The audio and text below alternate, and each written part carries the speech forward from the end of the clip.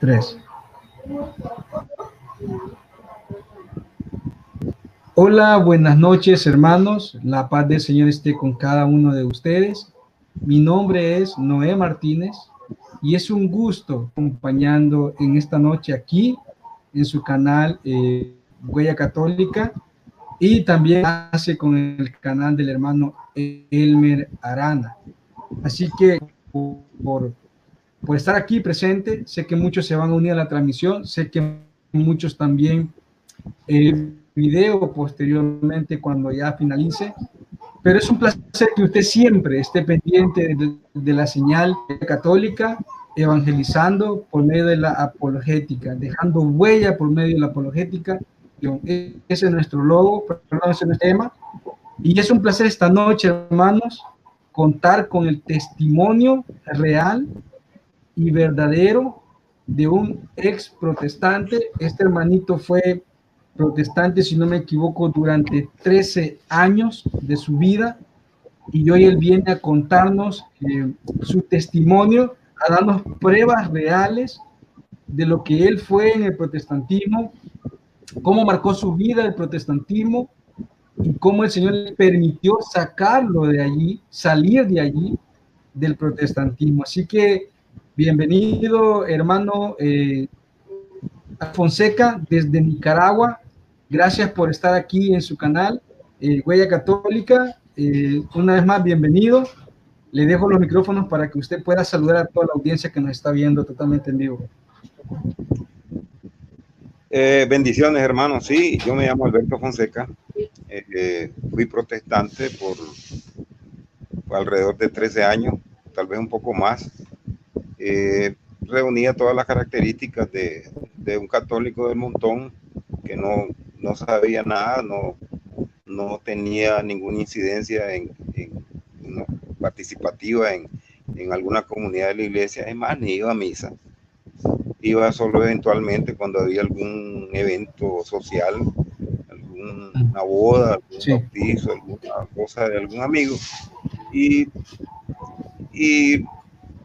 como vivimos en un mundo de anticatolicismo, pues lleno de estribillos de que solo Cristo salva, las religiones nos salvan, y cierta propaganda anticatólica, pues yo estaba lleno también de esas premisas falsas, y yo pensaba que cuando quisiera dejar de ser, de estar envuelto en la inmundicia que andaba, pues simplemente me iba a ser evangélico. Esa era la premisa falsa que actualmente todavía muchas personas tienen. No digieren en el cerebro, pues, que el que tiene que cambiar la persona, no cambiar la iglesia. La iglesia no tiene la culpa de todas las cosas donde uno anda metido, ya sea en drogas, en alcohol, en adulterio, etcétera. Entonces, pues un día, cuando vi que estaba metido hasta aquí de problemas por que yo mismo me lo había buscado, opté por ir a una denominación donde me habían invitado varias veces, y ese día llegué con la disposición de levantar la mano y de hacerme evangélico, pues, como dice. Entonces fui a una denominación bautista cerca de mi casa que se llama, todavía existe, se llama Iglesia Bautista Canaán, localizada en un centro urbano aquí que se llama Unidad de Propósitos, aquí en Managua. Estuve un tiempo ahí, estuve casi un año. Luego, por razones de problemas aquí en mi país, tuve que ir con toda mi familia para los Estados Unidos. Yo tenía, toda la familia teníamos visa y nos fuimos para los Estados Unidos con toda la familia. Yo ya iba convertido en evangélico. Lógicamente, cuando le traje la noticia a mi señora de que me había hecho evangelio, que había aceptado a Cristo, entre comillas, hubo pues un conflicto con mi esposa, pues católica de tradición, pero sin embargo ella aferrada pues al la iglesia. Y aunque no era muy asiduo a la iglesia, pues eso sirvió como un acicate para que se decidiera a hacer, a tener mayor relación en la iglesia.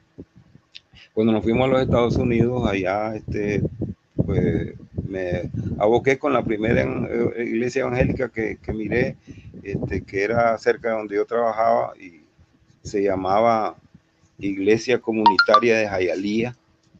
Casualmente tengo una foto aquí donde estaba con unos hermanos ahí. ¿Ve? Allí aparezco. Entonces, allí estuve, esa iglesia era esa denominación era de una línea parecida a la bautista. No hubo mucho impacto en mí, pues porque era bastante parecido.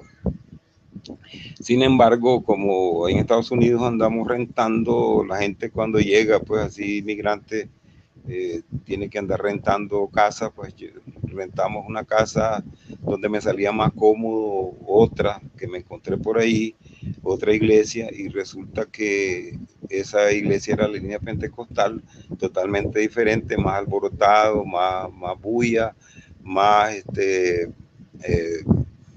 lo fuerzan a uno a que tiene que hablar en lengua, ya sea la fuerza, tiene que hacer sonidos guturales ahí, raros. Yo me resistía, yo miraba toda aquella cosa extraña, pero bueno, son evangélicos, y los evangélicos tienen la razón, ellos se la saben todas. Ahí estuve también por un tiempo, luego, después fui a otra, que ahí donde ya los bombillos se me vinieron encendiendo, porque otra denominación que era de corte, una iglesia de Dios, que es de corte sabatista, también son unicitarios. Entonces allí me comenzaron a desprogramar todas las concepciones que tenía yo sobre Dios, sobre la Santísima Trinidad, y me comenzaron a decir que no existía ninguna Trinidad, que la Biblia no hablaba de Trinidad y que Dios era uno. Entonces, pues yo comencé a desprogramarme, se puede decir, pero por cierta resistencia dentro de mí, pues porque no entendía. Pues ya ahí me voy dando cuenta de que ser evangélico no es una doctrina unificada, sino que son diversas doctrinas, pero ni modo, yo católico ya no la tenía como opción regresar a la iglesia católica, porque ya en ese tiempo ya me habían llenado de la cabeza de anticatolicismo, desde los clásicos textos de Éxodo 24 y 5,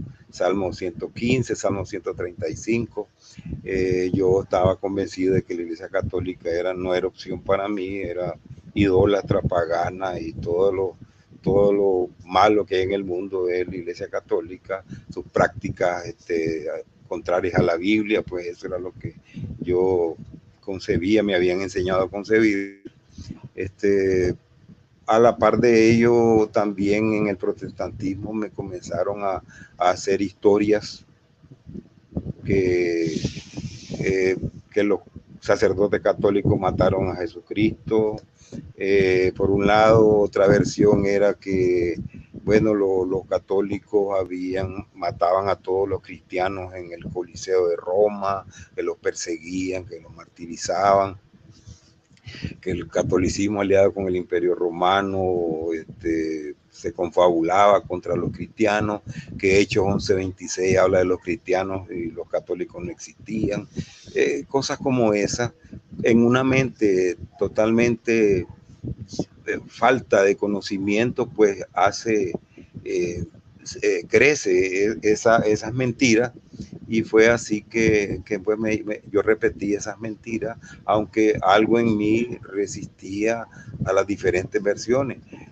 Una vez llegó otro a dictarnos una conferencia, una prédica, y nos habló de que Constantino había fundado la Iglesia Católica en el siglo IV, nos dijo que en el año 325, ahí comencé yo a una lucha porque y le reclamé que a mí me habían dicho que los católicos eran los que mataban a los cristianos, y cómo era posible que ahora me dijeran que era en el siglo IV.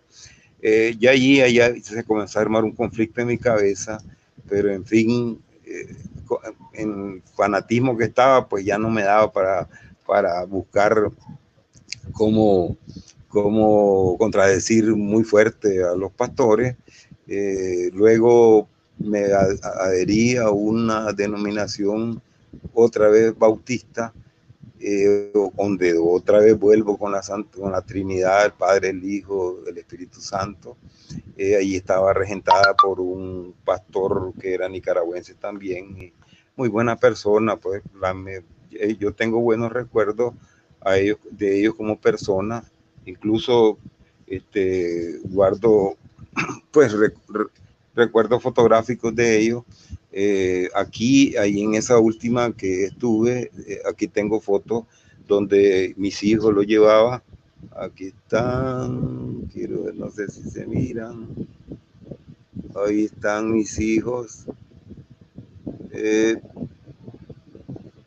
Entonces, eso quedaba ahí en Miami, en la calle 7 del Northwest, y la avenida, y la 12 avenida.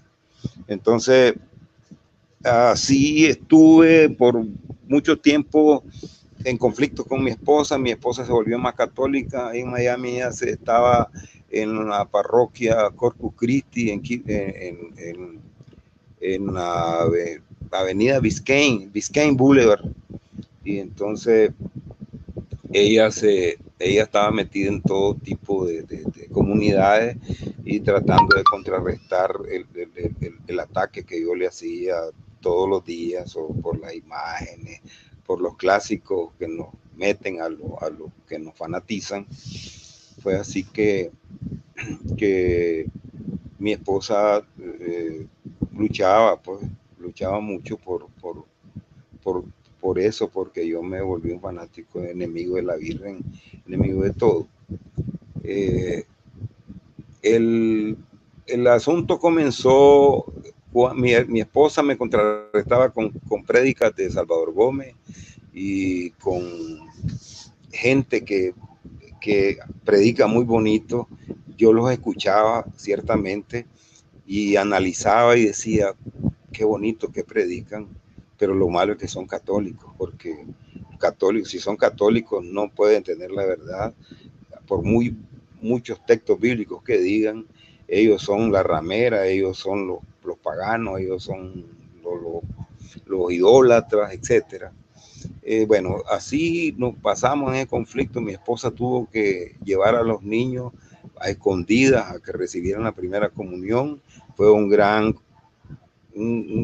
conflicto cuando yo me di cuenta, pero en fin, habíamos hecho una especie de pacto de no confrontación, hay mucho menos en Estados Unidos que un conflicto, llaman los vecinos y la policía llega, y entonces yo procuré pues mantener la calma, pero estaba disgustado con mi señora. Mi señora se caracterizó por ser ella firme en su fe. Un día la llevé engañada para un culto donde iban a predicar especialmente para ella, porque era el único que tenía una esposa inconversa, entre comillas. Llegó el predicador puertorriqueño a hablar sobre el yugo desigual, y cuando hizo el llamado para aceptar a Cristo, mi esposa, yo la hincaba con el codo y le decía que aceptara a Cristo, que no sea tonta, y ella al final se levantó, pidió el micrófono, todo el mundo aplaudió, y ella cogió para el micrófono hasta el frente, tomó el micrófono y me dejó helado cuando dijo: yo ya acepté a Cristo, yo soy católica, yo estoy en una iglesia que fundó Jesucristo y yo nunca lo voy a cambiar. Así que les agradezco, pero yo ya acepté a Cristo.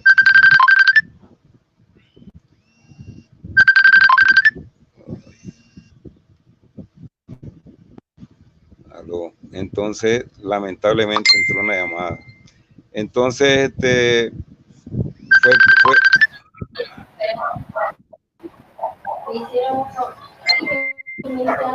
así que regresamos a Nicaragua. Regresamos a Nicaragua después de años, alrededor de 7 años de estar allá.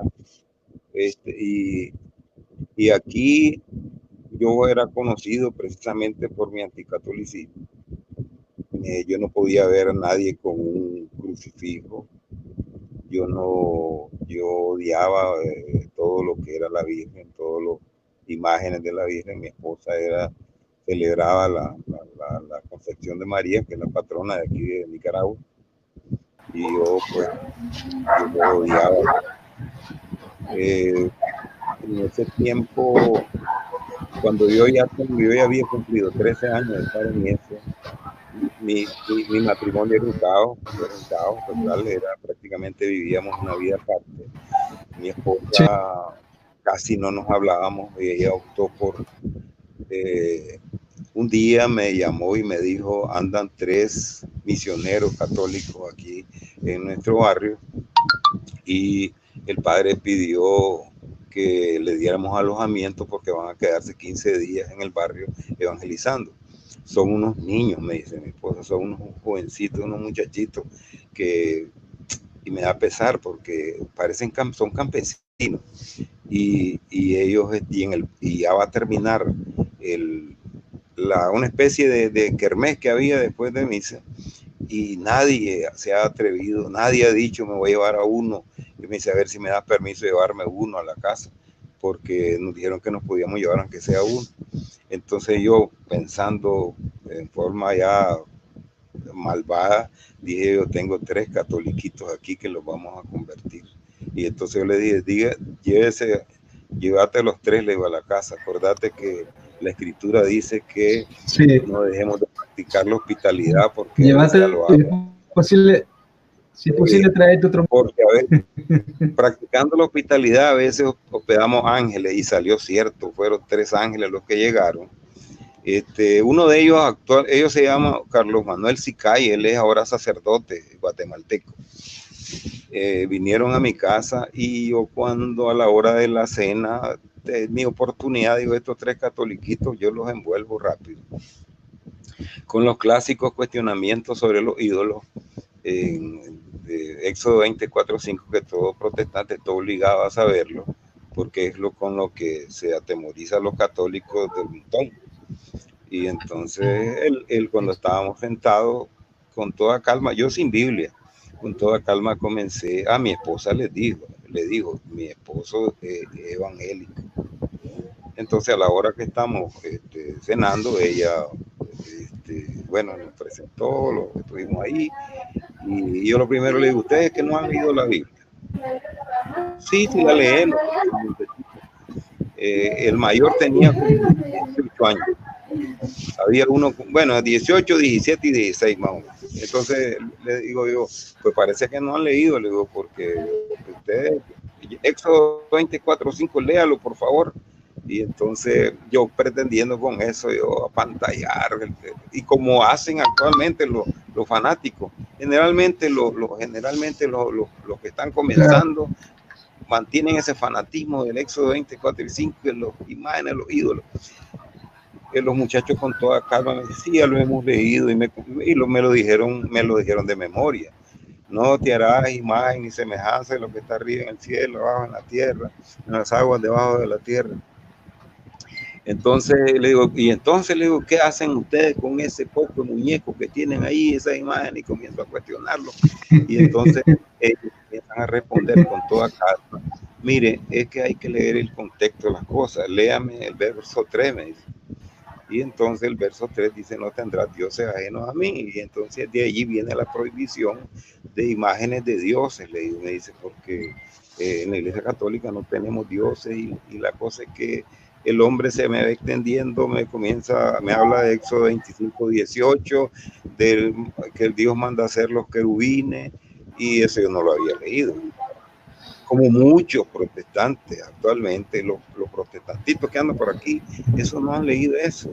y después me remitieron a los Primera de Reyes, capítulo 6, al capítulo 7, donde el templo que le hace Salomón está lleno de imágenes, y lo que más, bueno, yo le digo, pero ustedes se le arrodillan y arrodillarse es adorar. Entonces, no, me dicen, si es que arrodillarse es una postura física, se adora con el corazón, y aquellos muchachos me comienzan a textos bíblicos. Primera de Crónicas 21:21 me dice, Ornán se arrodilla ante David, y no pasa nada. Éxodo 18:7, Moisés se arrodilla delante de tu suegro y lo besa, y no lo estaba adorando. En Génesis 19:1, se arrodilla ante el ángel y no lo estaba adorando. Y la cosa es que me abruman con ese texto. Yo lo leía, pero decía yo, lo voy a leer en mi Biblia, Reina Valera, que tal vez ahí me sale diferente. No hay nada de eso. Y cuando me hicieron amar de la sorpresa fue cuando me dijeron que leyera Segunda de Crónicas 7, 15, 16, donde el Señor recibe el templo lleno de imágenes y hace más bien celebra el Señor que le hayan hecho ese templo, y dice que en ese templo siempre van a estar sus ojos y su corazón. También hay otro texto que es Primera de Reyes 9:3, que dice lo mismo. Yo me quedo sorprendido. Me dice, mire, Jehová no se enojó, Jehová más bien vio con agrado el templo lleno de imágenes. Y me quedo helado, ya no hay que responder. Le dije que iba a revisarlo en mi Biblia, lo revisé, lo mismo decía, hasta más explícito está en la Reina Valera esos textos. Y luego exacto, consulté, ahí es en la Reina Valera. Sí, consulté con amigos por teléfono y me dijeron, ¿les dijiste Salmo 115? Sí, y los católicos ahí tienen respuesta, me dicen esto, pero lógicamente yo también tengo que confesar que yo no había llegado a un fanatismo ciego como los que he conocido, porque hay un adagio que dice que es mejor engañar a la gente, es más fácil engañar a la gente que convencerlos que están siendo engañados. Entonces yo tenía discernimiento todavía. Exacto. Ahora lo tengo más, lógicamente, y entendía pues lo que la Biblia en su contexto dice.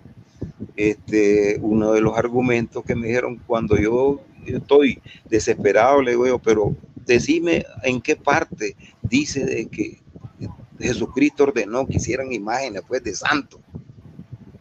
Entonces el hermanito me replicó, ¿usted conoce algún texto en la Biblia donde el Señor haya ordenado hacer una Biblia?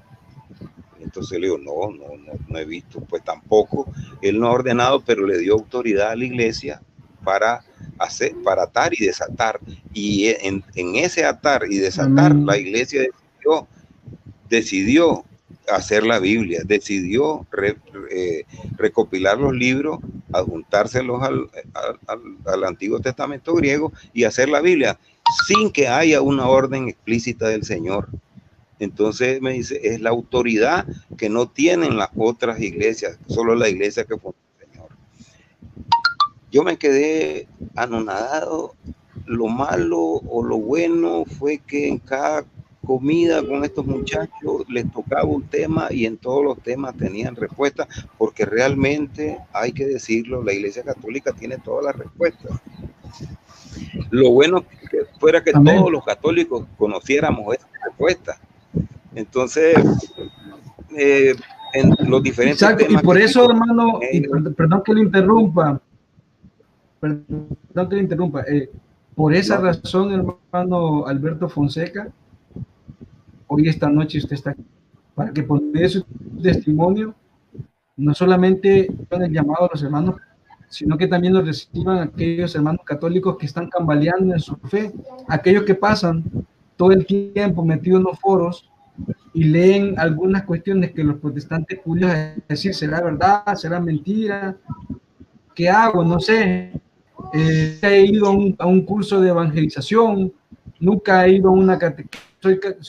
Soy católico porque mi papá, mi abuelita me bautizaron en la iglesia, y por eso, pues, para ellos justamente, hermano Fonseca, es que hoy usted le está mostrando la verdad por Sí, medio de su testimonio y por medio de la palabra de Dios. Es una paraguaya católica tener un instruido, a un apologista, que es también de los hermanos apóstoles de la palabra, que iba a visitar, trae su testimonio con las pruebas suficientes. Usted estaba mostrando por ahí, más adelante, las fotos, que como el Señor, de un pensamiento tan cerrado, porque a medida usted va hablando su testimonio, me voy dando cuenta que era de los protestantes, de una conversación de los protestantes, que se sigue, que para ellos solo existen dos cosas: la Biblia, y no es para ellos el Señor su pastor, sino que el pastor es su Señor. El protestante hace del pastor su Señor, entonces para ese protestante la última palabra no la, sino que la tiene su pastor. Y yo creo que por esa línea usted venía, ¿no? Se había enfrascado, se le había metido tanto, como dice el padre que es bastante amigo nuestro, ahorita, se les mete tanto el fanatismo que llevan una mentira a convertirla en una. Y yo creo que por ese lado, pues, usted está por esos senderos, pero Dios tenía otro plan para y pues de eso también quiero que también, cuando ya usted nos termine de contar todo vino trascendiendo en su vida del protestantismo al cristianismo católico. Hermano Fonseca, ¿cuántos años y en cuántas denominaciones usted estuvo? yo fui 13 años, y un poco más, 13 años, 13 años y medio. Luego pasé un proceso de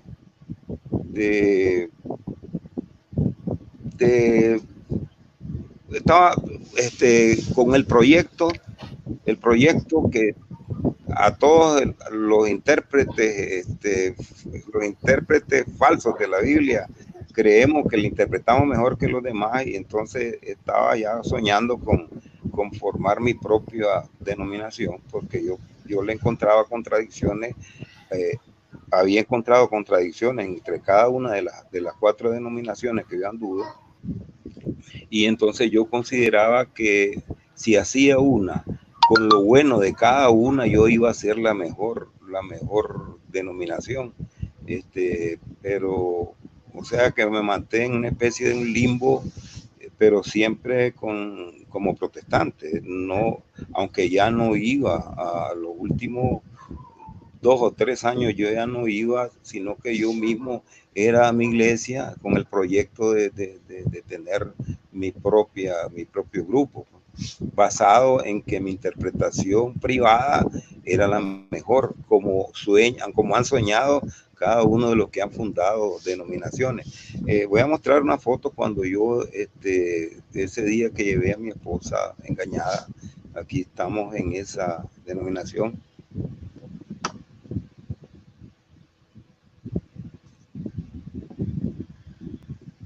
Allá atrás se ve diezmo y ofrenda. Entonces, luego, cuando después en ese lapso de tiempo que yo estoy sin asistir a ninguna, Sí. pero con el proyecto personal, fue cuando vinieron estos muchachos de los apóstoles de mi casa. Y uno a uno, tema por tema, fueron ellos respondiéndome, dándome respuestas que nunca me había encontrado con ningún católico. Eso también sirva, porque en la iglesia yo, ahora que trabajo pues en este asunto de la defensa de la fe aquí en Managua y en Nicaragua más bien, siempre yo siempre les hago la recomendación de que no se conformen con quedarse con una duda, sino que pregunten. Si el católico de al lado no sabe, ni el que está adelante sabe, pidan abocarse con alguna persona, porque en la iglesia están las respuestas. Que no se queden con dudas, porque las dudas son malas consejeras. Si va a buscar las respuestas, generalmente donde hubo un disque pastor, ese le va a dar lógicamente su interpretación personal para llevarlos a su denominación. Entonces fue así que los muchachos estos de los apóstoles tuvieron 15 días en mi casa, y eso fue tiempo suficiente como para que cada una de mis objeciones fueran rebatidas y fueran respaldadas con argumentos católicos que yo no lo conocía. Una de las cosas más interesantes fueron, aunque ellos no fueron, pero sí me dieron nociones de que podía investigar la historia de la iglesia, y que iba a encontrar solo católicos. Fue una inquietud que tuve, que posteriormente, luego de que regresé a la iglesia, me dediqué pues a conocer un poquito más de historia. Bueno, déjenme contarles que cuando ya los muchachos se fueron de los apóstoles de la palabra, ellos ni cuenta se dieron que habían dejado sembrada en mí una revolución, una vuelta, me daba vuelta a la cabeza de que ya tenía serias dudas con lo que me habían enseñado en el protestantismo sobre sus atajos que ofrecen para alcanzar la salvación, contexto bíblico aislado, fuera de contexto. Muchos me esgrimían, y yo usaba también Romanos 19, si confiesas con tu boca que Jesucristo es el Señor y que Dios lo levantó entre los muertos, serás salvo. También Efesios 2, 8 y 9, porque por gracia sois salvos por medio de la fe, y esto no es de vosotros, pues un don de Dios para que nadie se gloríe, no por obra, para que nadie se gloríe. Esos son atajos que ofrecen así fuera de contexto, y que ofrecen una salvación como una especie de mantra, porque Jesucristo no dijo: el que quiera venir en pos de mí, niéguese a sí mismo, tome su cruz y sígame. Y entonces no es tan fácil la cosa. También dice en Mateo 24:13, el que persevere hasta el fin es el que se salvará. O sea, hay que perseverar, no es asunto de que ya soy salvo y que ya voy para el cielo. Entonces, cuando yo, la mente se me llena de respuestas católicas, y que las hallo coherentes, y las reviso y las estudio y las veo, no fue tan fácil, que yo pasé con insomnio varios días, como revoloteando con aquellas respuestas de los católicos. Algunos dirán: es que te estaba fácil. No, yo era un fanático, yo era un fanático anticatólico, y una de las razones que aducía yo era que en la misa era aburrido y que no se le entendía. Pero ¿cómo le iba a entender si yo no iba? ¿Cómo le iba a entender si yo nunca iba a un retiro? Yo no participaba en nada, no iba.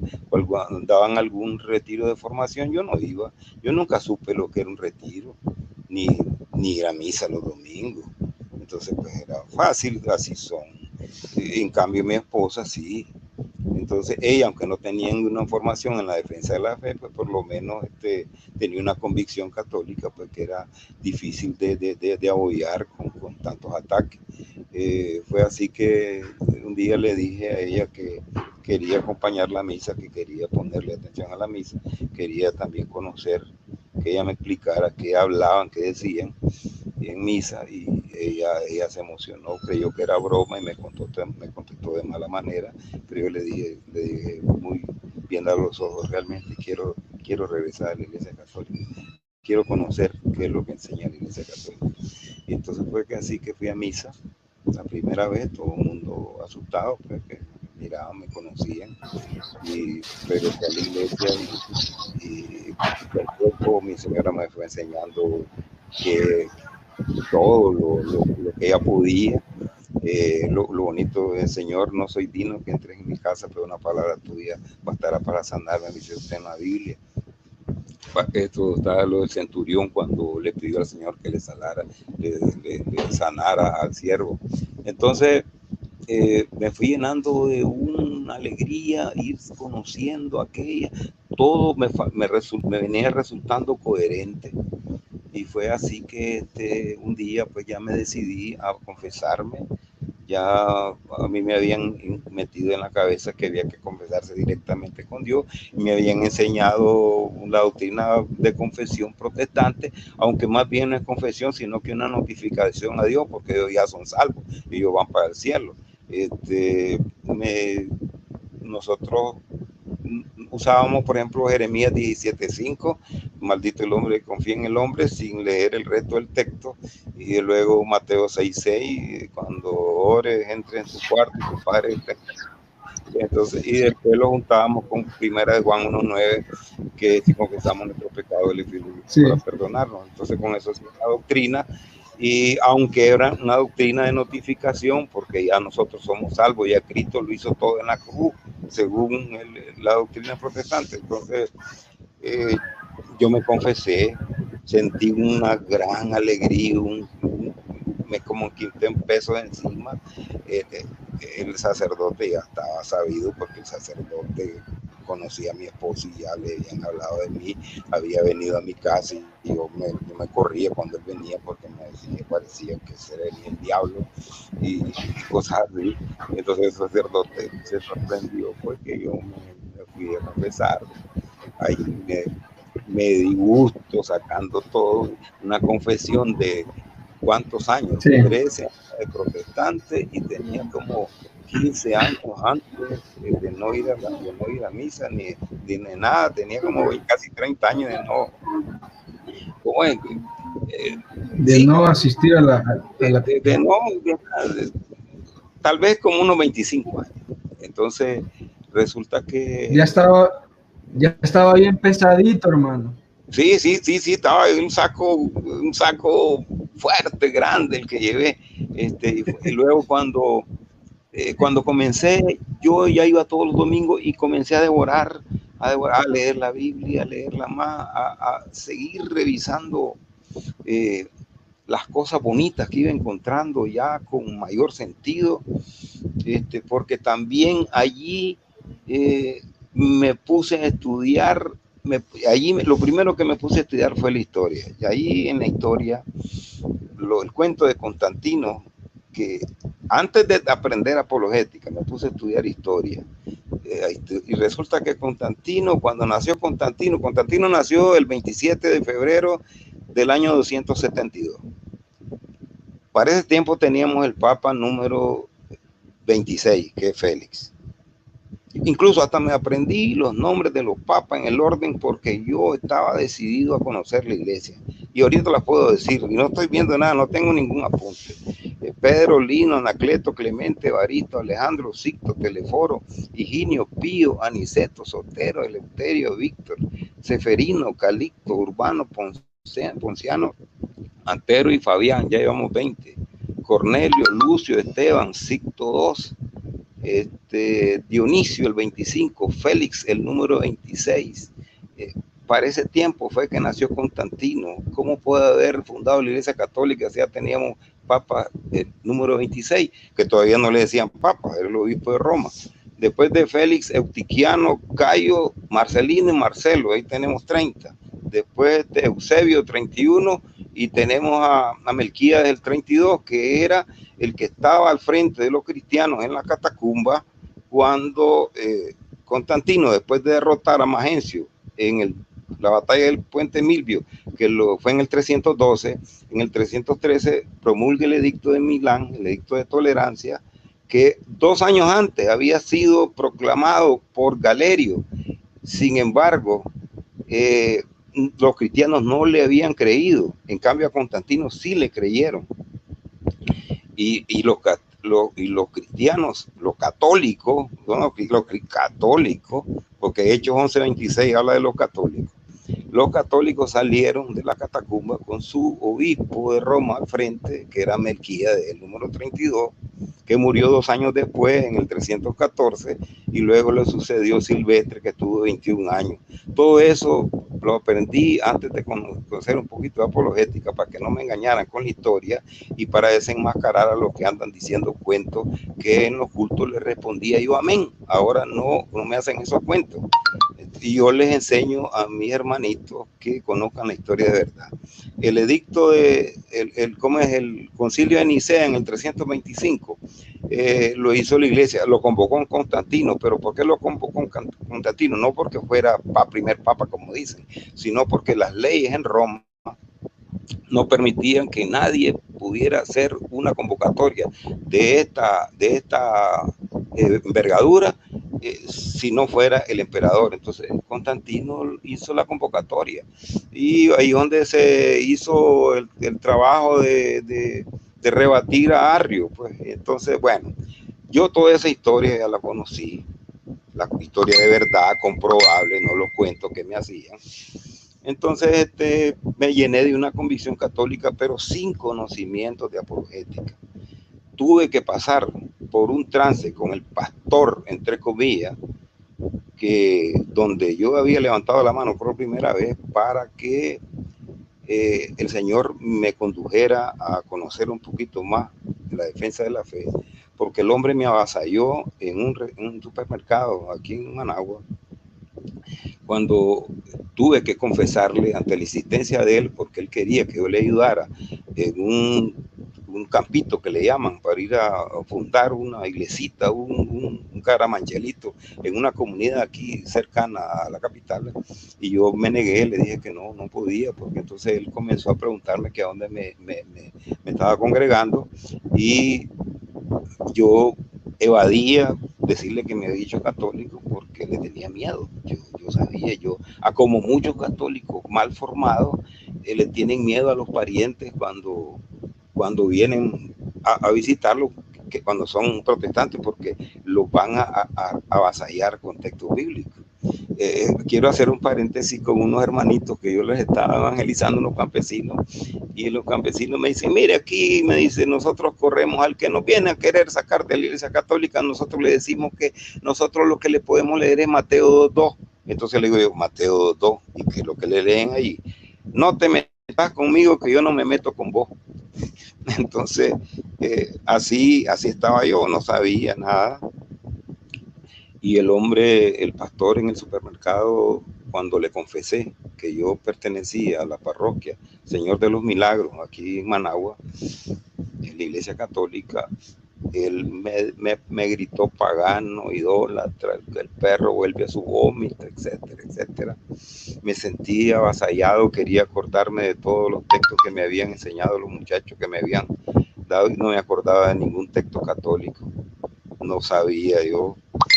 Y me sentí muy triste, me sentí mal, me sentí que no debía de ser esa mi posición. Tenía que formarme, ya que había sido protestante, tenía que formarme para responder, porque yo sabía que ahora sí estaba en la iglesia verdadera, y lo podemos probar con la Biblia.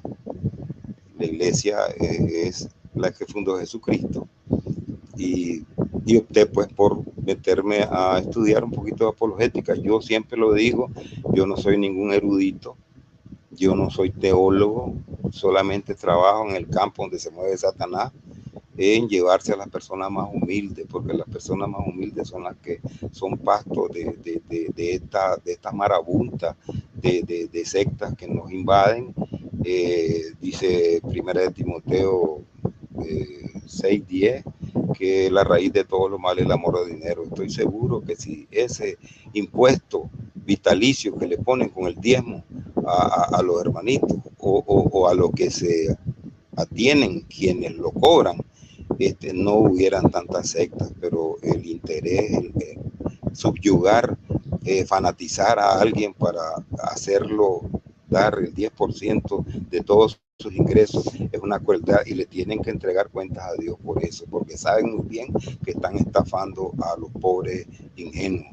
Entonces fue que después de de ese acontecimiento que tuve con ese pastor, me puse a estudiar y después me integré al grupo de los mismos apóstoles de la palabra, a una subdivisión que se llama Promotores y Defensores de la Fe.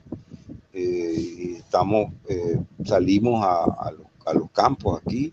Yo he publicado en Facebook varias actividades que he andado, y a mí no me pueden acusar de que yo ando por interés de dinero. Yo dejo mi trabajo aquí, he dejado mi trabajo secular por ir a trabajar por mis hermanos. Yo he andado en lo más recóndito de Nicaragua, evangelizando. He estado por lo menos en el año, yo salgo por lo menos 6, 7 veces a pasarme varios días fuera de Managua, a pesar de mi edad, porque yo ya soy casi de la cuarta edad. Sin embargo, he andado todavía en mayo de este año, anduve en mula, pues, en lugares muy, muy difíciles, pero he andado con mis hermanos. Pertenezco a este grupo que además ellos son músicos también. Aquí tengo una foto donde estoy con ellos. No sé si se mira bien, pero aquí estamos con ellos. Ellos tocan y yo predico. En el grupo habemos 4 que fuimos protestantes. Somos 11. Y entonces he tenido oportunidad de no se puede decir debatir, porque sino que exponer cada quien sus ideas, y me he dado el gusto de encontrarme con personas que fueron compañeros míos del protestantismo y hablarles de la iglesia que fundó Jesucristo, contexto bíblico, porque y además de la historia, porque la historia ellos se niegan a reconocer la historia porque saben que no salen retratados. Una de las cosas que les he respondido es referente a que contextos bíblicos ellos pretenden hacer descalificar a la Iglesia Católica, y le digo yo que ningún texto bíblico convierte a una denominación recién fundada en la Iglesia del Señor, porque generalmente cualquiera de las sectas le citan a uno todos los textos que le positivos, donde dicen ser ellos, y en los negativos ponernos a los católicos. Uno de ellos, por ejemplo, Efesios 5:27, que dice que la iglesia sin mancha y sin arruga. Todos ellos se ponen en ese texto, y a la iglesia católica todos nos ponen Apocalipsis 17 del 1 al 5. Entonces, retratarse con textos bíblicos, los textos, la Biblia no es la máquina del tiempo que los transporta al primer siglo, y la antigüedad de la iglesia sí importa, porque es la iglesia de las promesas de Jesucristo. Y yo me baso en una premisa sencilla: la iglesia que Jesucristo le hizo las promesas, en esa es la que debemos de estar. Si le digo yo a mi amigo, si te diste cuenta que la fundó un gringo hace un siglo, no es la iglesia del Señor, es fácil. Pero ponerse a discutir o a levantar la bandera de textos bíblicos no te va a convertir en la iglesia del Señor, porque esos mismos textos bíblicos que usa un protestante lo usa otro que cree otra cosa, y entonces no estamos haciendo nada. Tengo el caso de 2 amigos que pertenecen a una iglesia, a una denominación que se llama Iglesia de Dios, y ambos citan los mismos textos. Por ejemplo, 1 Corintios 1 y 2, Iglesia de Dios, me dice, ahí estábamos nosotros. Y le digo yo, pues también en Romanos 16:10 está la iglesia de Cristo. ¿Cuál de las dos es entonces? Porque lo que pertenece a una tal llamada iglesia de Cristo, asumen que eran ellos. Y ustedes, la iglesia de Dios, también. Y hay otra iglesia de Dios que es sabatita, en la que yo estuve. Entonces le digo, ¿cuál es entonces la que fundó el Señor? ¿A qué nos tenemos que remitir? A la historia. Si la historia es clara con los cristianos prominentes de los primeros siglos, se retrata a la iglesia que estaba ahí. ¿Y para qué nos vamos a ir tan largo? ¿Para qué vamos a enredarnos con los textos bíblicos que cualquiera lo cita? Entonces yo, si le doy nombres prominentes de los primeros siglos, San Ignacio de Antioquía, Policarpo, Ireneo, Justino Mártir, Cipriano de Cartago, Papía, Orígenes, Agustín de Hipona, Damaso, Jerónimo de Tridón, que en el siglo IV fue que se encargó de traducir la Biblia en latín. Ahí solo católicos. ¿Y dónde estaba tu iglesia cuando la iglesia católica estaba trabajando en la definición del canon de la Biblia en 3 eventos que duraron desde 382, año 382, que fue al mismo tiempo que el Papa Damaso le encargó a San Jerónimo de Tridón, a que le tradujera la Biblia latín, y paralelo a eso comienzan a trabajar en la definición del canon de la Biblia, y que siguió con el concilio de Hipona en el año 393 y en Cartago en el 397, y que todavía le hicieron una repasadita en el año 419. Todo eso es la Iglesia Católica. ¿Dónde estaban otras iglesias? Pues sí, ese es fácil, pero lo que pasa es que encontramos a muchos fanáticos y hay fanáticos que han estudiado, pero ellos, con tal de contradecir, yo les digo, son como las ratas, como los ratones que andan buscando cómo contaminarlo, las cosas, porque así son. Yo conozco en estos muros, en estos medios de páginas de Facebook y estas redes sociales, gente protestantes que no son del montón, que son cultos, sin embargo se cierran en su soberbia, porque ellos saben muy bien que están en una denominación que fundó un hombre, pero el Satanás que les ha dado el entendimiento. Entonces yo trabajo en eso, y lamento mucho que hayan católicos que crean de que la apologética no es necesaria. La apologética es la asignatura que más debíamos de inculcar en la iglesia. En todas las comunidades debían de tener un poco de apologética, aunque sea básica, aunque sea conocer estos tips de historia, para que no los engañen, no sorprendan con fechas falsas, porque esos cuentos los hacen, todos ellos hacen unos cuentos que cuando se encuentran un católico que sabe de historia y los rebato y le digo, revisémoslo en internet ahorita, a ver mi historia con la tuya, no hay ni qué decir. Yo tengo aquí mi médico es adventista.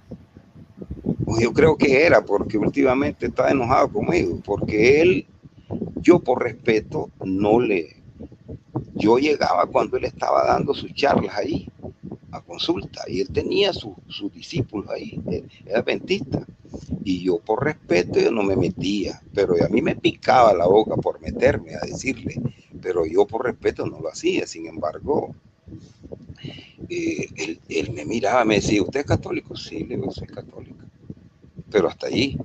No, pero cuando me comenzó a tratar por una página de aquí y me comenzó a mandar, cuando me decía Dios te ama, yo le decía amén, pero cuando me mandó a decir que la ramera, entonces yo le mandé a decir de que la desquiciada mental de Elena White, entonces ya no le gustó.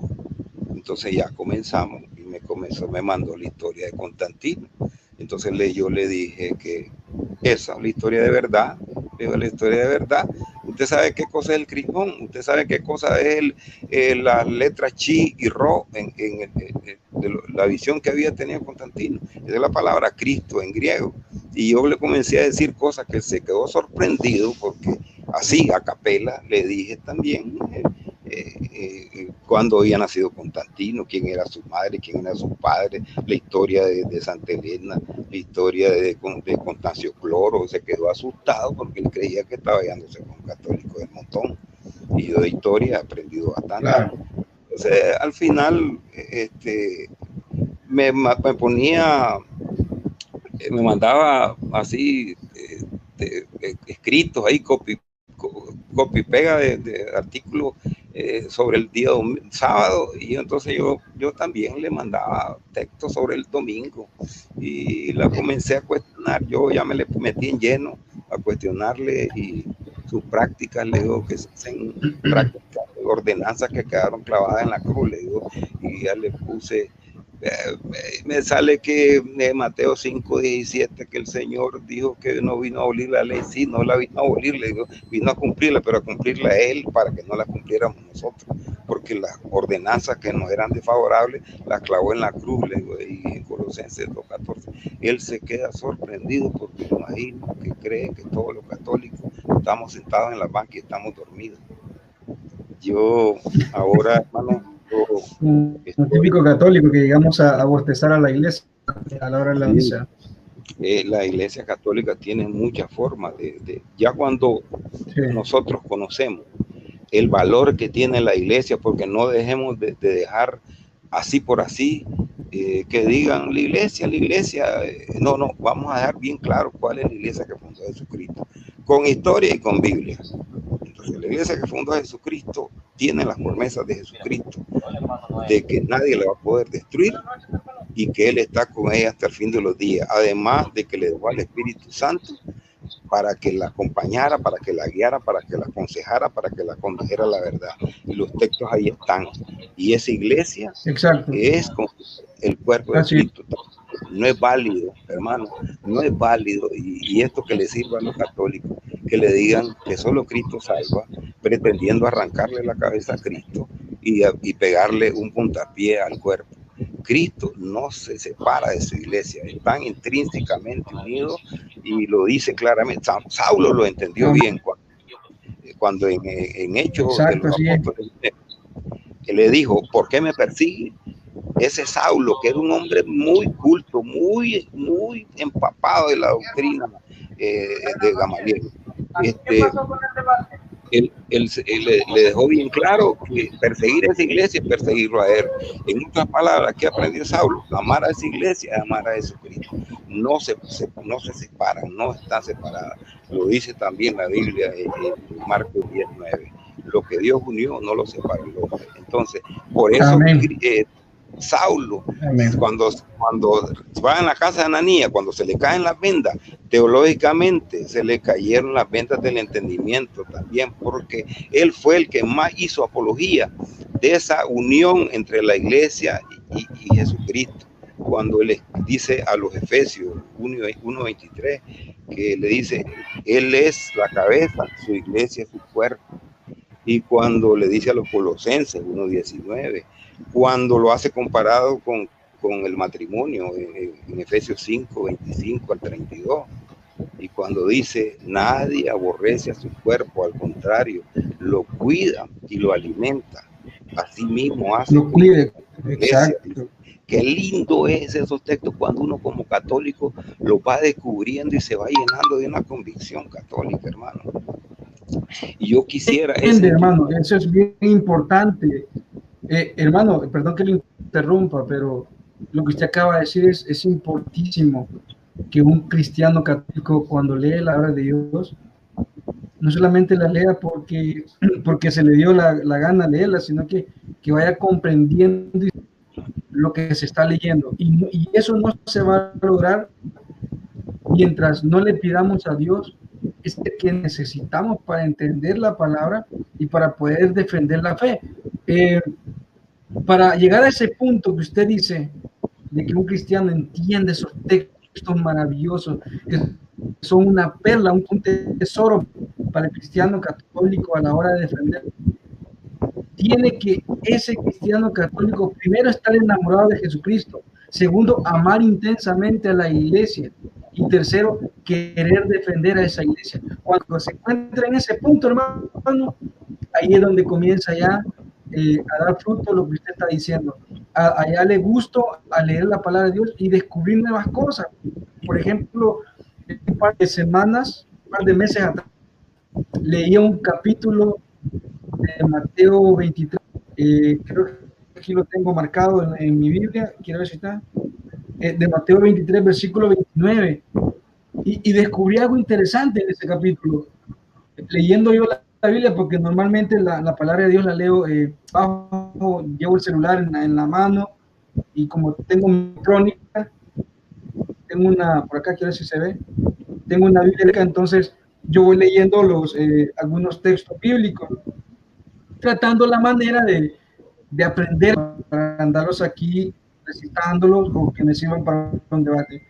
Y encontré, como le digo, hace un par de meses encontré un texto donde Jesucristo tuvo la oportunidad de entregarle al pueblo y a todos nosotros que el tener una imagen es idolatría, pero Jesucristo, en vez de reprimirlos o de reprimirnos a nosotros, va y le dice algo bien importante. Miren lo que dice en Mateo 3:29.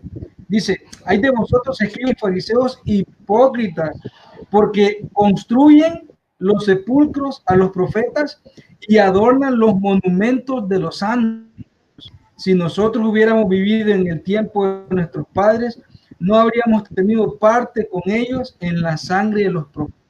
Jesucristo en este momento, hermanos, dice el texto, se da cuenta de que les está ovacionando. Le dice: fariseos, qué hipócritas son ustedes, que construyen los sepulcros de los profetas y adornan los monumentos. ¿Qué es un monumento, hermano? Pues es un lugar especial para aquella persona, para la memoria de la persona, de aquel personaje, de aquel autor. Y le dice: ustedes que construyen y adornan los monumentos de los santos. Y yo dije: wow, aquí era el punto específico, que si Jesucristo hubiese tenido la mentalidad antes, les hubiese dicho idólatra, porque adornan hombres de eso, porque adornan imágenes.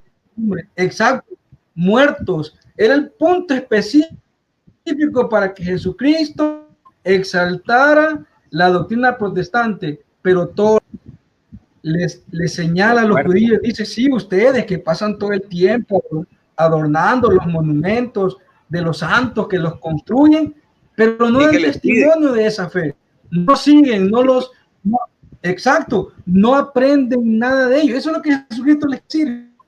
Y yo dije: wow. Y cuando, hermano, cuando nos encontramos de ese nivel, es de agarrar y aprendérselo, porque son los textos claves que a nosotros nos sirven a la hora de defender la fe. Uno de los textos, hermano, que yo descubrí, bueno, que a medida que he ido estudiando un poquito, como le digo, yo siempre recalco, yo no soy, porque la gente, cuando algún sacerdote me invita ahí, le digo: yo, padre, yo no soy un erudito, pero yo conozco más que los que están aquí, y yo quiero enseñar lo que yo sé, porque yo no quiero que le pase lo mismo que me pasó a mí. Quiero que conozcan, que descubran las cosas bellas que hay en la iglesia, que las ignoran, las cosas tan sencillas. Como por ejemplo, qué bonito cuando se le ilumina el rostro a alguien católico, cuando le digo: ¿sabe qué significa hostia? Víctima, porque Jesucristo es la víctima en ese momento que se ofrece como sacrificio agradable a Dios, y dar esos detallitos que son interesantes y que lo llenan a uno, lo entusiasman. Yo cuando le venía platicando a mi esposa cada cosa que descubría, ella se alegraba porque yo me alegraba ir descubriendo tantas cosas bellas. Miren, hay un texto cuando muchos de los católicos lo usamos para demostrar la presencia real de Jesucristo en la Eucaristía, en el capítulo 6 de San Juan. El versículo 45 dice que el mismo Dios les va a enseñar. Allí prácticamente Jesucristo le está diciendo que Él es Dios, porque Él les va a enseñar. Y Él les está hablando del pan vivo bajado del cielo. Y dice el texto: y como dicen los profetas. ¿Y qué profeta está hablando de eso? En Isaías 30:20 dice clarito que Dios, el que estaba oculto, se les revelará y les enseñará del pan de la amargura y del agua de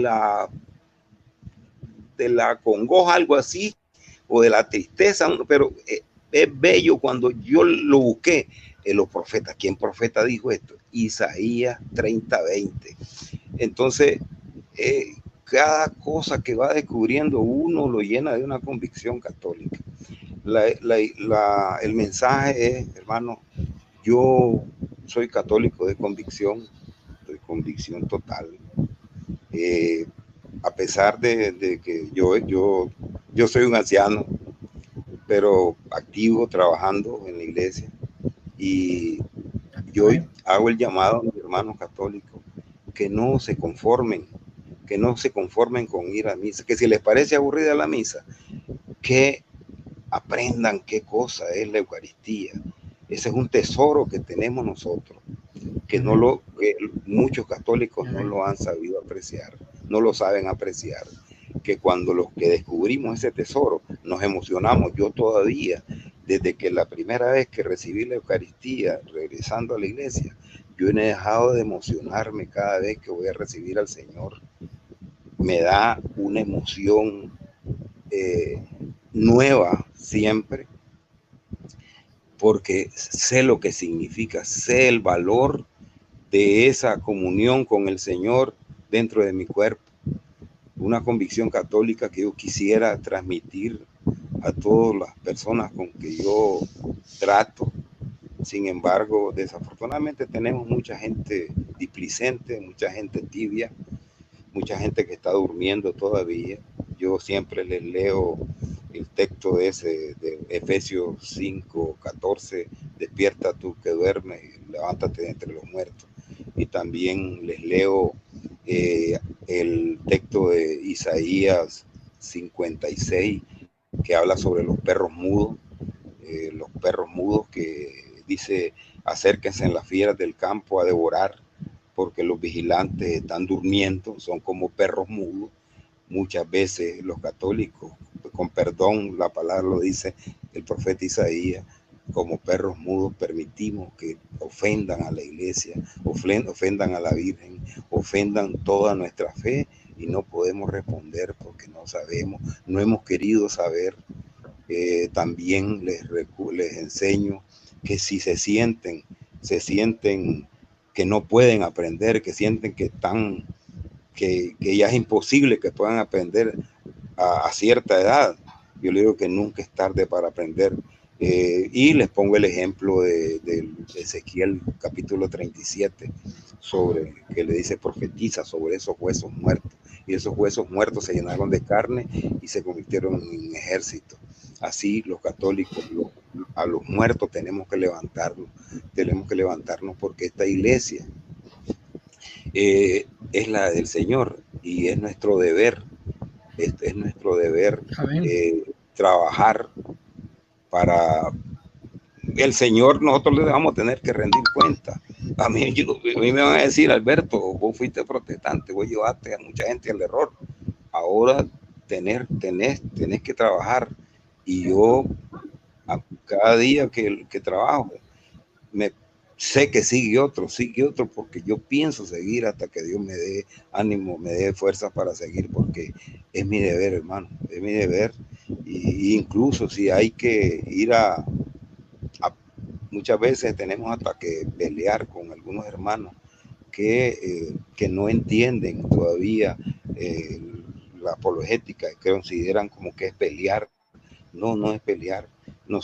Yo me adueño del texto de 2 de Timoteo 2:23-26, que dice claramente que si podemos, debemos de enseñar para sacar a la gente del error. Y yo por lo menos ese es mi trabajo, eso es lo que hago. Yo tengo la aprobación de mi esposa. Mi esposa ahora es mi mejor aliada, pues ella es la catequista de bautismo y consejera de bodas y cosas así. Y yo pues ando en otro campo, pero sí trabajamos siempre sirviéndole al Señor, porque como le digo, más mi deber, yo la debo. Y entonces yo también evoco guardando las distancias. Está sentenciado. Sí, guardando las distancias con el apóstol Pablo, lo que dice Gálatas 1:23, la fe que antes atacaba es la fe que antes defiendo, nada más que antes la atacaba por ignorancia y por fanatismo, y ahora la hago por convicción católica. Sé que estoy en la iglesia que fundó el Señor, y a mí nadie, absolutamente nadie me va a mover de esta fe, y yo voy a trabajar para que hayan más personas que se enamoren así como yo estoy enamorado de Jesucristo y de su iglesia, porque como repito, no se pueden separar. No se puede decir arranco la cabeza y le injerto el cuerpo de una lagartija. No, el cuerpo de Cristo es uno nada más, y tiene 20 siglos. Tiene 20 siglos y puede demostrar su presencia en todos los siglos. Así que... Amén, hermano. Y eso es así. Y eso es lo emocionante de pertenecer a la Santa Iglesia Católica. Tenemos pruebas bíblicas, pruebas históricas, y ¿qué más? La vida de los santos que nos acompañan también a lo largo de la historia. Ese asunto de los santos, eso de que le piden muertos, yo cuando veo, ya ellos tienen, por ejemplo, los protestantes estos de lo más comúncito, encontramos aquí, lo que tienen ya los textitos como los usaba yo, primera de Timoteo 2:5, que el único mediador entre, bueno, la palabra de Dios, pero en el 1, ya ahí está claramente demostrada la intercesión, porque ellos pretenden confundir la mediación única de Jesucristo con la intercesión de los santos. Entonces ahí donde nos caen, que dicen, perecerán los vivos. Dicen, perecerán los vivos y los muertos no. Le digo, pero es que los muertos no están muertos. Los muertos en Cristo están vivos. O no le crees a Jesucristo. Jesucristo lo prometió. Amén. Y Jesucristo no es mentiroso. Y ya lo remito a San Juan 11:25 y 26. Y entonces el Señor prometió vida eterna, no vida interrumpida. Y les hago la salvedad también de que San Pablo creía. Eso de que están durmiendo, que pasaron a dormir. Le digo yo, pues si ni ustedes se lo creen, porque yo he estado en velorio de protestantes y dicen que ya ahorita está con el Señor. Sin embargo, su doctrina dice que están durmiendo. Pero San Pablo lo refuta, porque San Pablo, cuando le escribe a los Filipenses 1:23, creo que 23, 24, que San Pablo está en el dilema de quedarse o irse con Cristo. Entonces, estoy seguro que San Pablo no estaba pensando que iba a dormir. Y lo mismo en 2 de Corintios 5:9, que dice que servirle a Cristo, ya sea dentro de este cuerpo o fuera de él, servirle a Cristo. ¿Qué está diciendo San Pablo? Que fuera de este cuerpo va a estar en la presencia de Dios, no va a estar durmiendo, como dicen.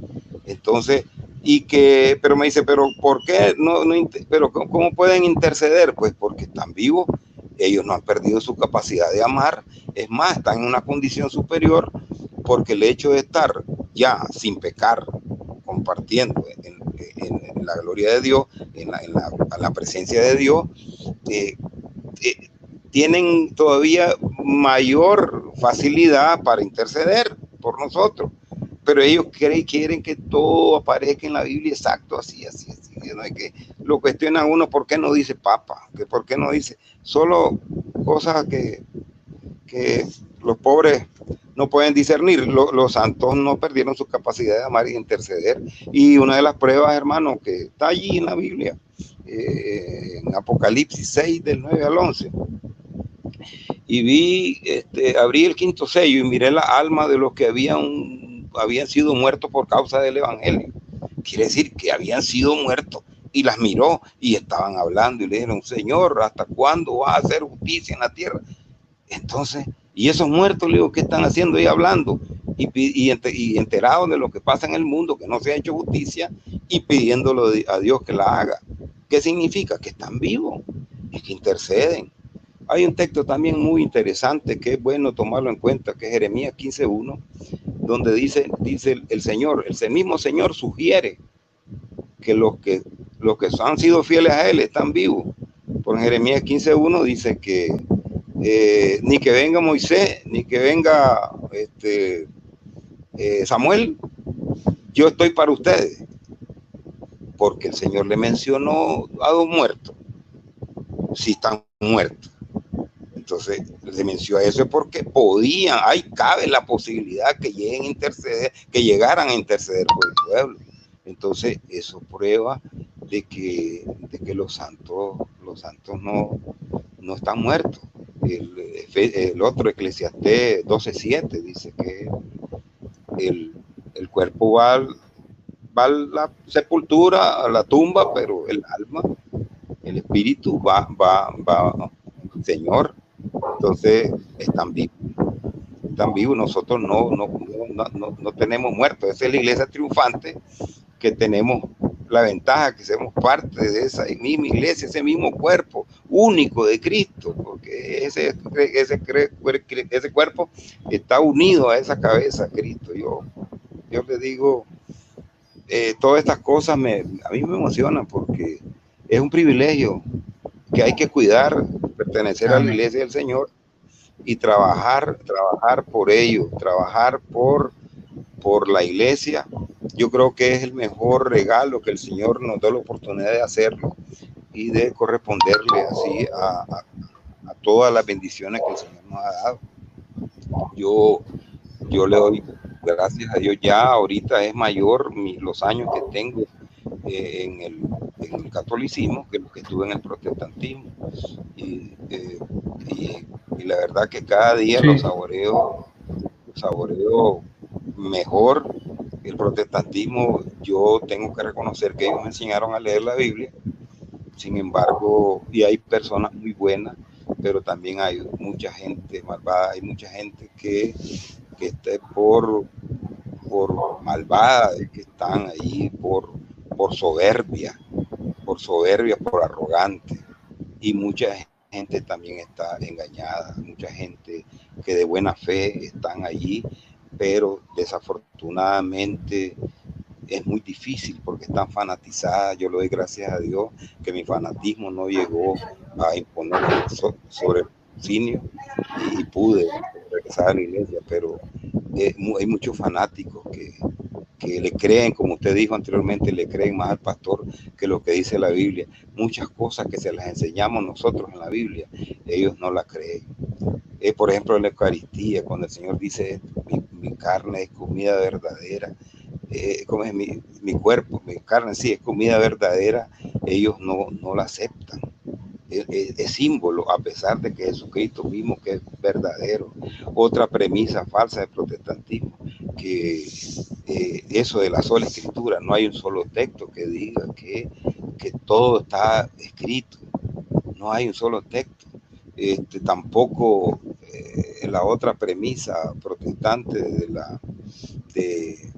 de la sola fide, pues de la sola fe, usando Efesios 2, 8 y 9 como escudo o como punta de lanza, porque dice somos salvos por gracia, no por obras, pero no entienden que se refiere a las obras de la ley, no a las obras de misericordia que el Señor mismo proclama y que pide que cada uno de nosotros hagamos esa obra de misericordia en Mateo capítulo 25. Ahí está plagado de enseñanza, está lleno de enseñanza de la obra de misericordia. Me viste desnudo y me vestiste, me viste con hambre, me diste de comer. Pero en el protestantismo, exacto, el fanatismo los tiene ciegos a muchos, en muchos sentidos. Y lo bueno o lo malo de esto, hermano, es que los católicos estamos sometidos a varios flancos. Nos atacan nos atacan nosotros, nos atacan los sabatistas, nos atacan los unicitarios, nos atacan los que se hacen llamar apóstoles, nos atacan los testigos de Jehová, nos atacan los mormones, toda secta nos ataca, todo, y ellos conviven tranquilamente. Una de las cosas que me iban encendiendo los bombillos era eso, de encontrar una iglesia evangélica que no creyera lo mismo que creía yo, y otra que no creían lo mismo que el otro y que yo, y otra que no creía que el otro, y las otras, que esa es una torre de Babel.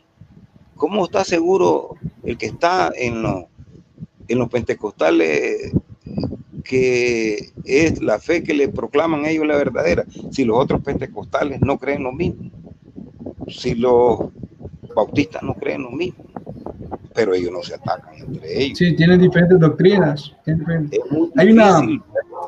una primicia que el protestante lanza, que dicen ellos, cuando ya se ven encajonados, que la Biblia se interpreta sola, que hay un texto bíblico que lo interpreta otro texto bíblico. Normalmente encontramos a muchos protestantes hablando de esta cuestión, pero que ellos mismos, si se ponen a pensar y hacer un poquito de análisis y dicen, bueno, si la Biblia se explica sola, se interpreta sola, entonces, ¿qué hago yo, una secta o metido en una congregación, esperando a que un pastor me explique las escrituras? Si las escrituras supuestamente se explican y se entienden por sí solas, ¿qué hace entonces un protestante escuchando a un pastor que le lea la palabra de Dios?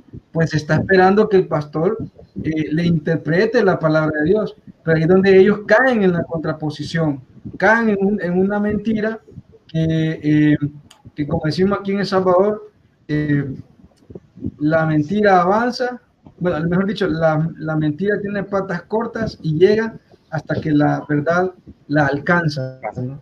Entonces, mira, el católico analista o analítico y se puede cuestionar mucha gente protestante.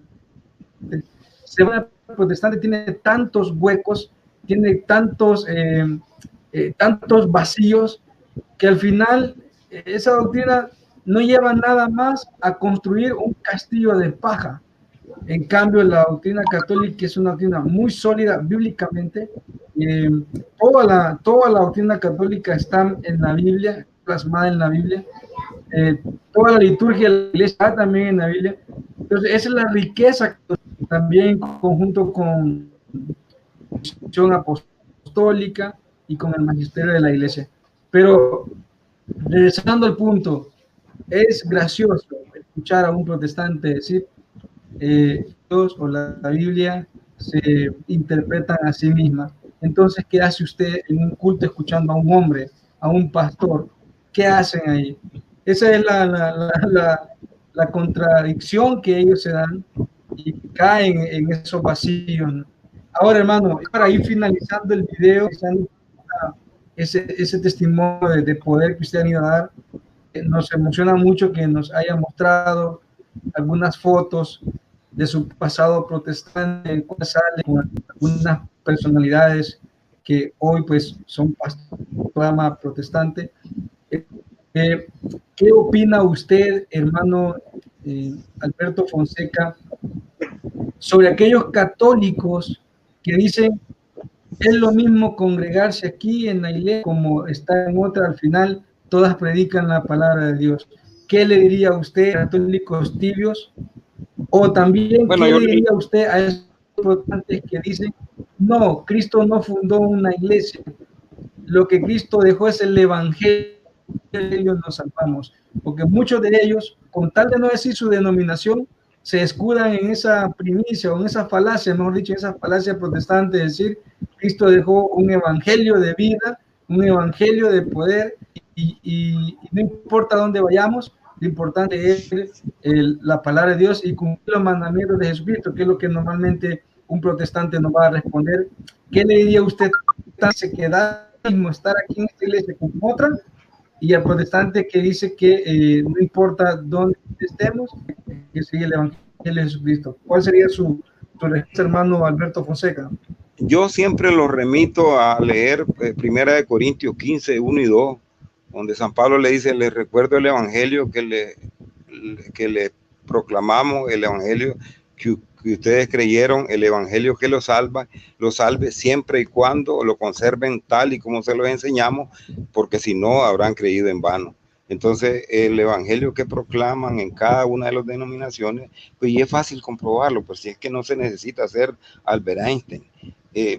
Solo le pongo un pequeño muestrario: los luteranos, los anglicanos, los bautistas, los pentecostales, las asambleas de Dios, los adventistas, los mesiánicos, los nazarenos, los cuadrangulares, los pares de sufrir, los luz del mundo, no creen lo mismo y leen la misma Reina Valera. Entonces, allí mismo se cae todo eso. ¿Cuál de ellos tiene la verdad? Eso está jugando a la lotería, porque el protestantismo es como una tómbola inmensa que ahora no hay 10 números, hay como, bueno, ya ni siquiera voy a decir 20,000, 30,000, yo no sé cuántos habrán, pero hay muchos más. Desafortunadamente esa marabunta se nos vino de Estados Unidos a partir del siglo XIX y nos ha invadido. Lo más malo del protestantismo nos ha invadido. Gente que predican solamente, ellos tienen dos premisas. El punta de lanza son los ídolos, porque ha sido exitoso atacar al católico sin preparación con los ídolos. Los ídolos y las imágenes que los católicos tienen que tener cuidado, aprender. Tenemos que enseñarle catequesis de las imágenes a los católicos para que no los arrastren, que sepa qué son las imágenes para nosotros. Que el católico no tenga concepciones erradas sobre eso. Y la otra punta de lanza que ha sido un éxito para esa marabunta de sectas que nos vinieron cuando inventaron los hot dogs y las hamburguesas, ahí inventaron también esa secta. El asunto del diezmo. El diezmo es el recurso económico que las nutre. Y entonces ellos viven estafando a la gente con una ordenanza, con una extorsión, con Malaquías 3 del 8 al 10. Le está robando a Jehová. Y más bien el que le está robando es el que está proclamándose como cobrador de Dios, porque nadie ha autorizado a nadie. En primer lugar, el sacerdocio levítico quedó abolido. Se cambió por el nuevo sacerdocio, ¿verdad? Que lo leemos en el capítulo de Hebreo, en el libro de Hebreo.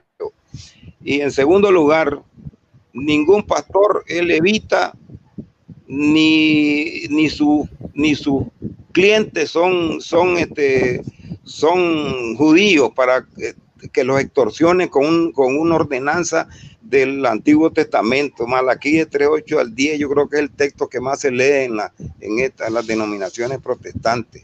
Y aunque no, y si no lo hacen así tan descaradamente, por lo menos le dicen, bueno, ciertamente en el Nuevo Testamento no hay, pero usted como cristiano agradecido con Dios tiene que darle a Dios. Y cuando les dicen Dios, se señalan el bolsillo de ellos, porque ellos se arrogan la representación de Dios para cobrar ese impuesto vitalicio del 10%. Entonces, yo también, ahora en diciembre, hermano, tuve la oportunidad de hacer una charla en una fiesta de ellos. Y el dueño de la fiesta me autorizó, pues, él fue el que me pidió que hiciera y les hablé de que el diezmo a todos, porque habían como 25 protestantes, todos ellos, y creo que estaba un pastor. Y yo les hablé de que el diezmo era una ordenanza del Antiguo Testamento. Les cité Deuteronomio 26:12 y Deuteronomio 14:22 referente al diezmo, cómo debe ser en productos agrícolas, y era para los forasteros, para los viudas, para los huérfanos. No tiene nada que ver con esto que están haciendo ahora esta gente. Y le digo, abran los ojos porque les están robando. El diezmo obligatorio, eso no existe en el Nuevo Testamento, es una ordenanza vieja que no tenemos nada que ver, y nosotros guiémonos por lo que dice 2 Corintios 9:7, que debe ser voluntaria nuestra ofrenda, voluntaria como proponga nuestro corazón, porque Dios ama al dador alegre. Les digo yo, no se dejen embaucar, no sean tontos. Bueno, y sirva también por este medio para alertar a quien está siendo seducido ahorita por alguna secta. Ahorita todo es amor, todo es cariño, pero en cuanto lo comienzan a fanatizar, le caen con Malaquías 3:8 al 10, con ese impuesto vitalicio que ha hecho rico a muchos, ha hecho millonarios a muchos. Entonces, nosotros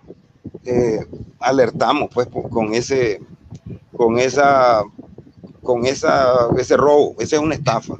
Y la otra cosa en que ellos dicen que no fundó ninguna iglesia, cuando claramente está establecido que el Señor fundó una sola iglesia. Y ahí mismo también en Mateo 5, 14 y 15 dice que ustedes son la luz del mundo. Una iglesia, una ciudad no se puede esconder en la cima de una montaña. Entonces la iglesia ahí está, es visible.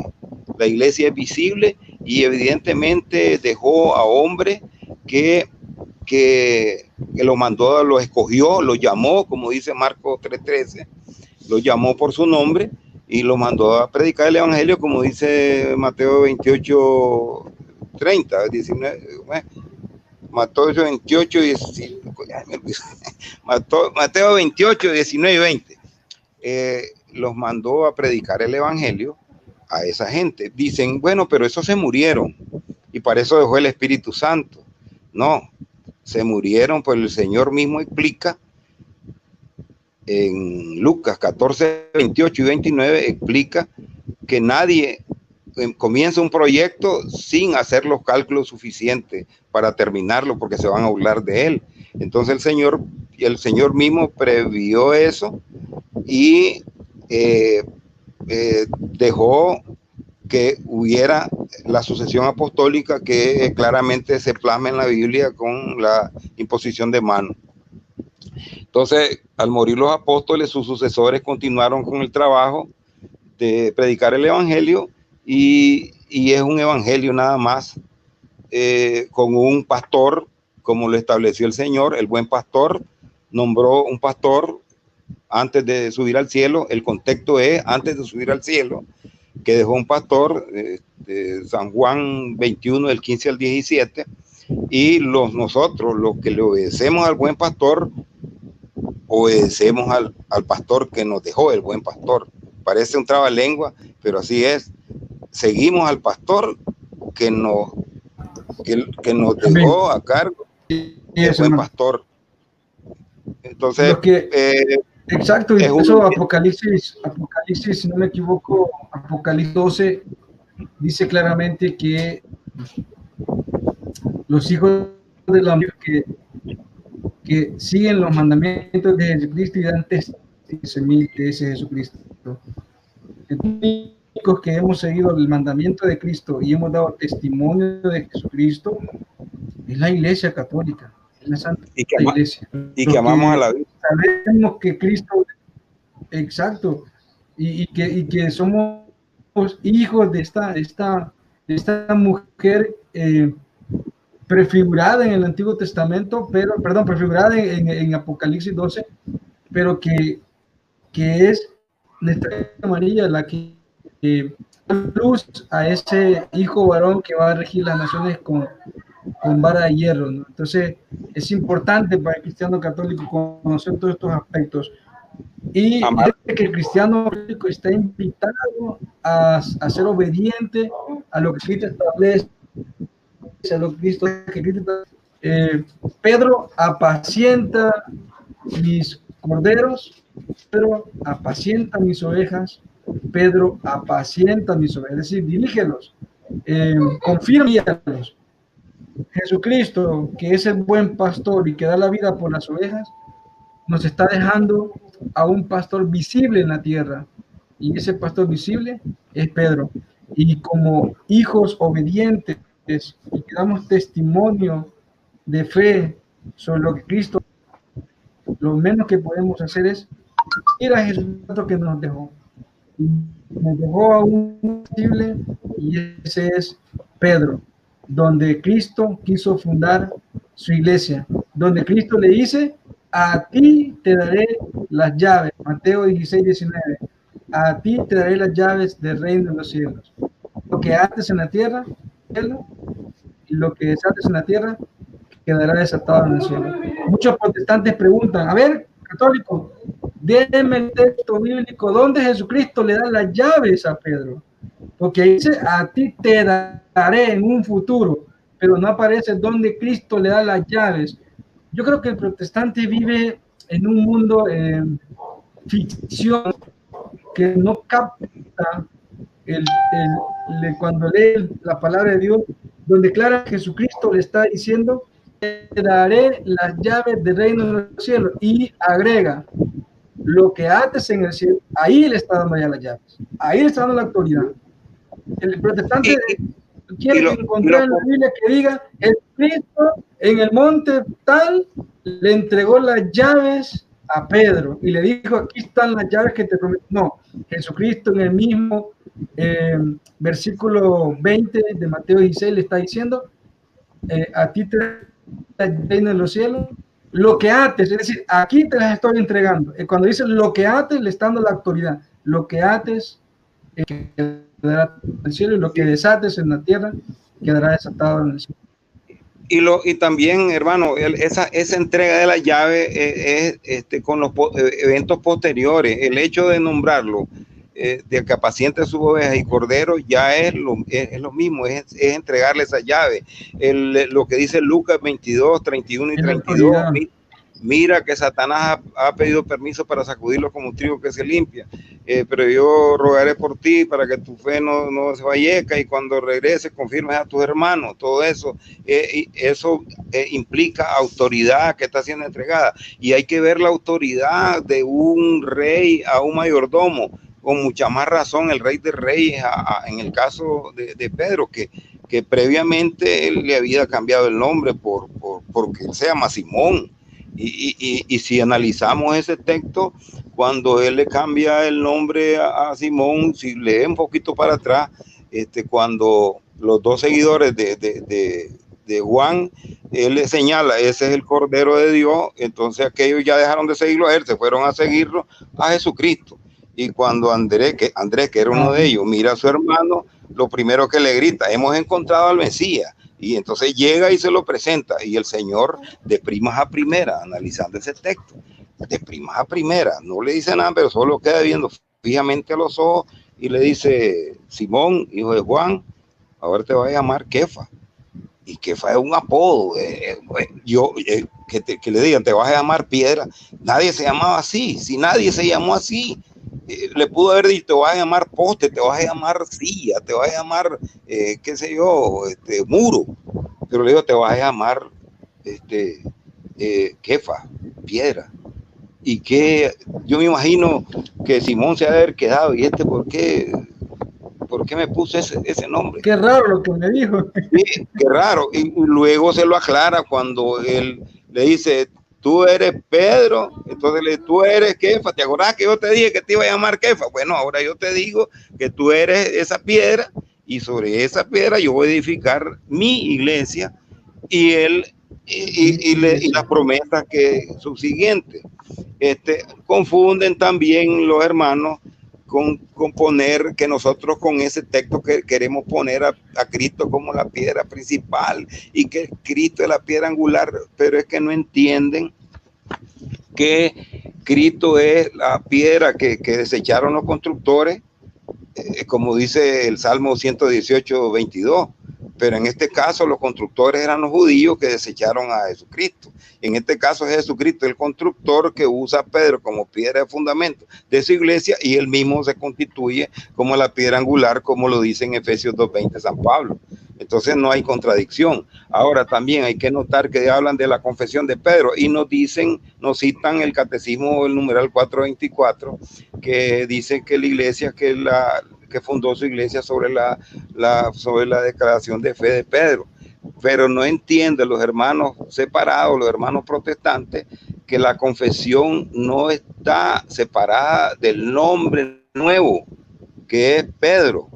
No está sobre la confesión, la confesión ya no es la de Simón, es la confesión de esa piedra. Entonces el catecismo lo toma en cuenta como una sola cosa, la confesión con el nombre nuevo de piedra. Por lo tanto, así es que lo consideramos, pero ellos creen que el catecismo nos contradice, y no es así. Recordemos también que si se trata de confesiones, hermanos, Natanael lo confesó primero, y que lo lean en San Juan 1:37. Natanael confesó primero que Jesús era el Hijo de Dios. Y sin embargo, no fue no fue a Natanael que no, le cambió hermano, el nombre. y estamos hablando de, si hablamos de confesiones, estamos peor todavía. No es nada a él, sino que los demonios confesaron que Jesús es el Hijo del Altísimo. Entonces, Sí, si nos enfrascamos a allí, hablar de confesión, entonces se ahí, pasan llevando hermano, a Pedro y a todos los que creen que Jesucristo es así, ¿no? en Marcos 1:23, en San Marcos 1:23, el Exacto. demonio es el que lo confiesa. Así que, hermano, mire, yo estoy muy claro en mi fe católica. Yo le doy muy gracias a Dios que me sacó de esa torre de Babel que yo estaba. Y yo siempre, yo estoy enamorado de la iglesia, de Jesucristo, por ende, estar enamorado de Jesucristo es estar enamorado de su iglesia. Y pues yo Amén. le doy gracias Sí. a Dios de que me da la fuerza y que me siga dando fuerza para seguir proclamando su palabra en su iglesia. Mira, aquí está la foto cuando yo ya cumplí 2 años de estar ya como católico con el padre Flaviano Matuli. Sí. No sé si lo mira ahí. Ahí está. Sí se logra ver. Exacto, el Ahí estoy padre con mi Fabiano esposa. Matuli. Ahí estoy con mi esposa y el Sí, padre y el padre Matuli. Fabiano Matuli. Sí, entonces, pues yo tuve la oportunidad de compartir mucho con el padre Matuli. El padre Matuli me subía a Qué las parroquias donde bendición, ¿no? predicaba, me hacía que diera mi testimonio y él hablaba de lo que le platicaron los muchachos, cómo era yo, y ahora pues, bueno, yo estoy contento y bueno, y tengo que felicitarlo por el canal. Ustedes están caracterizando por ser muy dinámico. Este es un medio muy bueno para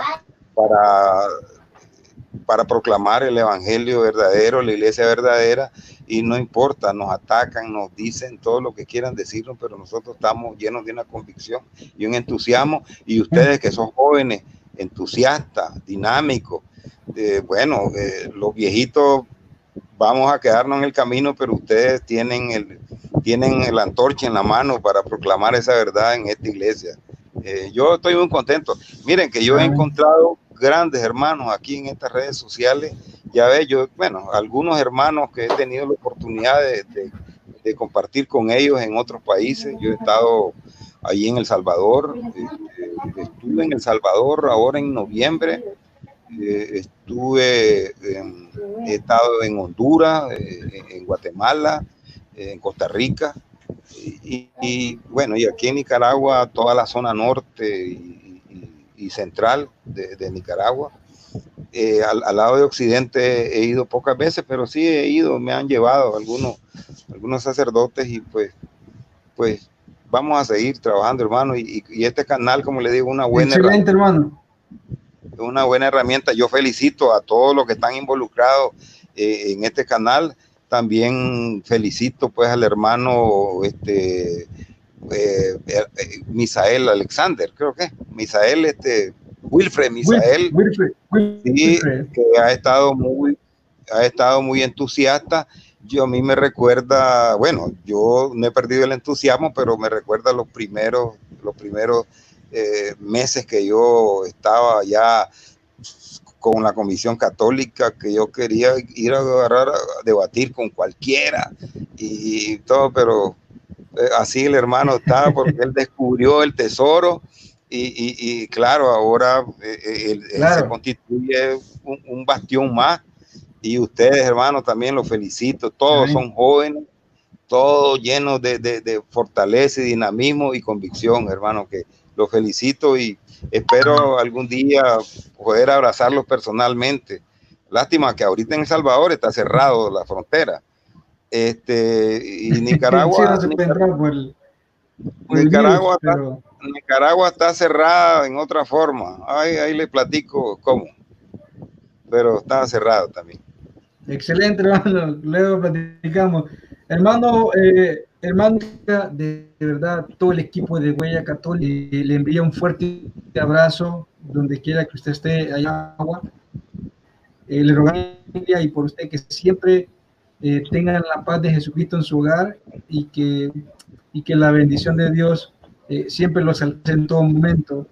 Gracias por compartir su testimonio lleno de poder, un tesoro para el canal Huella Católica, pero más que un tesoro, una carta de presentación para la Santa Iglesia Católica, que se ve, hay poder dentro de la iglesia, y ese poder se llama Espíritu Santo, que es el que está transformando corazones y cambiando mentalidades, pues un poco retrógradas, las mentalidades protestantes que no creen hasta no ver. Entonces creo que al protestante le hace falta mucho la fe, y como dice Hebreos 11:1, perdón, la fe es la certeza de lo que esperamos.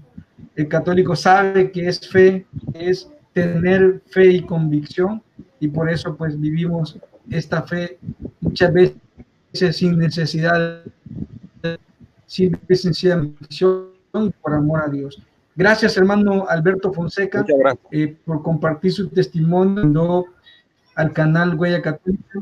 Una vez más, queda abierto para cuando usted quiera venir a visitarnos o a dar una prédica o a dar una evangelización. Simple y sencillamente comuníquese con nosotros, y que nosotros, pues Dios mediante, le vamos a abrir transmisión, y pues ya es parte de la familia de Huella Católica. Así que gracias, hermano. Nada más le doy un minuto para que usted se despida de todos los que están viendo en Huella Católica, y será hasta la próxima con una nueva enseñanza o con una segunda parte de su testimonio. Bueno, muchas gracias, hermano. Realmente yo estoy muy agradecido. Yo soy uno de los que veo Huella Católica. Ha aparecido con gran dinamismo desde el principio, y claro, yo me siento identificado con ustedes y estoy a sus órdenes siempre, y ojalá algún día podamos reunirnos y abrazarnos personalmente. Yo le envío nada más un mensaje de esperanza a todos mis hermanos católicos, que la iglesia tiene las respuestas, la iglesia tiene todas las respuestas, la Biblia no contradice en nada a la iglesia que formó la Biblia. También quiero que los católicos estén muy seguros que la Biblia es un producto católico, y que los cuentos de los protestantes no se los crean, porque antes de escucharnos nosotros, nos escuchan a nosotros para que les digamos la verdad de la historia y de la Biblia. Que Dios les bendiga a todos. Muchas bendiciones. Buenas noches, hermano. Gracias, hermano. Que también Dios le bendiga a usted. Y bueno, será hasta la próxima. Antes de despedirme, quiero saludar a los hermanitos que nos estuvieron viendo en directo. Gracias al hermano Miguel Cano, que siempre está pendiente de la transmisión de Huella Católica. Hoy no hicimos el video directamente en el canal, sino que tuvimos que pedirle al hermano Elmer que nos prestara su canal un momento, porque en el canal se estaba realizando un debate, ¿no? Entonces, este video se va a subir en Premiere, en Huella Católica, así que esperamos que todos lo vean. Un saludo también para todos los que nos van a comentar este video, para todos los que nos van a ver. Que el Señor les bendiga. Gracias por estar siempre apoyando el canal de Huella Católica. Gracias a ti, hermano Miguel Cano. También está por acá la hermana Flor Morena, Luciano Mendoza, Luz Mari Meneses y Mayra López. Gracias por estar conectados en esta transmisión, y pues que un testimonio más para la gloria de Dios. Hermano protestante que nos ves, sí se puede llegar a la verdad, pero para que tú puedas llegar a la verdad, tienes que pasar esa transición que pasó San Pablo, de primero encontrarse con Jesucristo, de la resurrección de Cristo, y después dejarse caer esas escamas de los ojos que no te permite ver la verdad del Evangelio de Cristo. Como siempre le hemos dicho en Huella Católica, nosotros no poseemos la verdad, sino que la verdad nos posee a nosotros, y esa verdad es Jesucristo. Que la paz del Señor esté con ustedes. Gracias por habernos acompañado. Será hasta la próxima. Bye bye.